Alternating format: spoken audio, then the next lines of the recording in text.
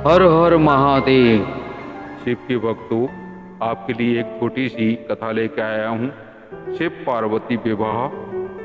नगर में मंगल गीत गाए जाने लगे। हिमवान ने वेद मंत्रों के द्वारा कुल देवता का पूजन किया। सखियां और ब्राह्मण पत्नियों ने पार्वती जी को पहले स्नान कराया, फिर उन्हें सुंदर वस्त्राभूषणों से सजाया। उस अवसर पर दोनों पक्षों में महान आनंददायक उत्सव मनाया जाने लगा। ब्राह्मणों को नाना प्रकार के दान दिए गए। तदंतर कन्यादान का समय समीप जानकर महात्मा गर्ग ने भगवान शंकर तथा बारातियों को बुला लाने के लिए कहा।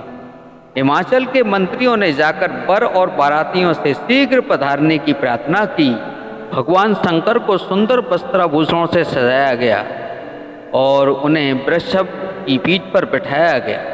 सभी बाराती भगवान शिव को आगे करके नाना प्रकार के बाजे बजाते तथा नृत्य करते हुए उनके पीछे पीछे हिमाचल के घर चले।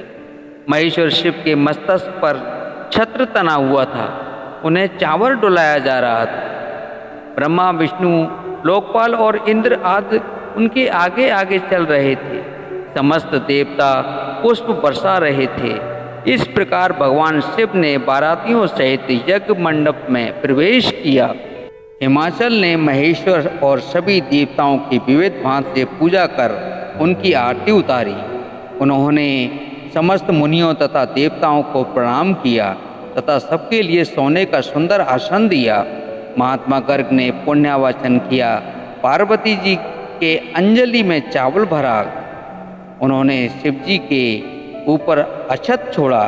फिर भगवान शिव भी ब्रह्मा और बृहस्पति के कहने पर पार्वती जी का पूजन किया। गर्गाचार्य के आदेश से उचित समय पर हिमवान और मैना ने कन्यादान का कार्य प्रारंभ किया। मैना सोने का कलश लेकर अपने पति के दाहिनी ओर बैठी। पुरोहित ने अर्घ्य, पाद, चंदन और वस्त्र देकर भगवान महेश्वर का वर रूप में वर्ण कराया। वेदिका पर एक अत्यंत सुंदर सिंहासन था। भगवान शिव ब्राह्मणों को सिर नवाकर उस सिंहासन पर बैठ गए। तत्पश्चात मुनीश्वरों ने पार्वती को बुलवाया। सखियां श्रृंगार करके उन्हें ले आई।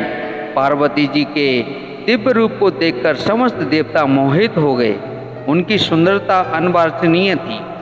जगदम्बा और शिव जी की अर्धांगिनी समझकर देवताओं ने उन्हें मन ही मन प्रणाम किया। मुनियों की आज्ञा से शिव पार्वती जी गणेश का पूजन किया। पार्वती हिमवान के हाथ में कुश लेकर और कन्या का हाथ पकड़कर उसे शिव जी को समर्पित किया।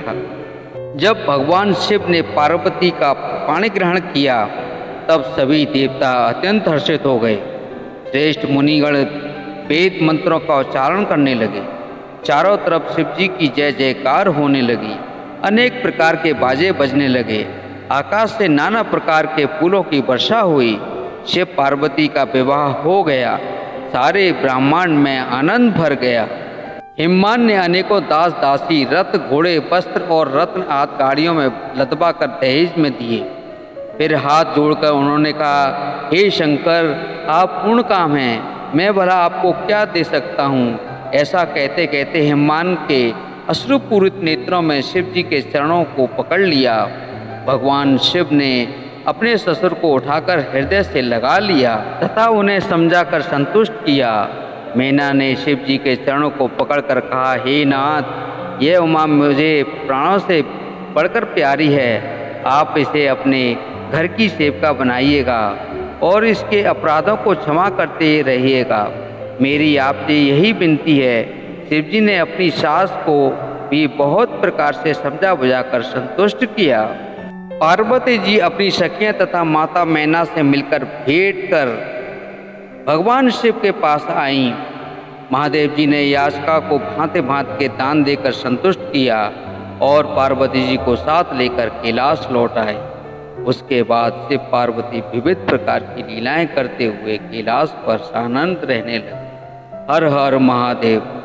शिव के भक्तों, आपको ये छोटी सी कथा अच्छी लगी हो तो कृपया कमेंट में हर हर महादेव अवश्य लिखें। हर हर Mahadev. Please like and subscribe.